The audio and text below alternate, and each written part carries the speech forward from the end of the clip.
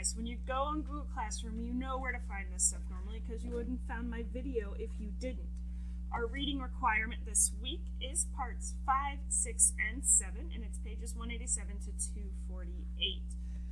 As usual, I've broken them up into a couple of days. So day 1 and 2, which would be Tuesday and Wednesday, day 3 being Thursday, and day 4 being Friday of this week.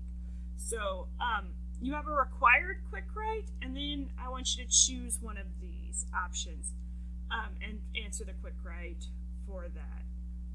Then on day 3, again, it's a choose one and then respond and put it into the Google form.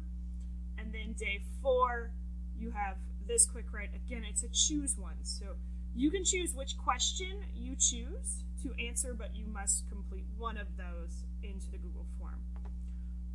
And I know it says how many pages, ignore that part. On day 5, there is no day 5 this week. So for your questions this week, I'm going to give you the option to just give your answer and not have complete sentences, but they are all right there, laid out by part 5, part 6, part 7. Vocab dictionary, you're supposed to be using the Google slideshow, which is available right here. It says week 4. Directions stay the same, as you can see on the screen. There's always that one that you can make up if you would like to, and the words are here. So you are going to choose a total of 10 words. You will only be tested on 10 of these. So you choose which ones you would like to look up and respond. So there is no extra word this week either. Those words are again right here, but you should be using that visual dictionary that we just did.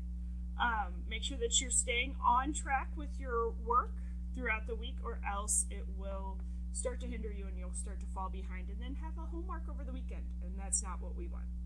So I will see you guys tomorrow.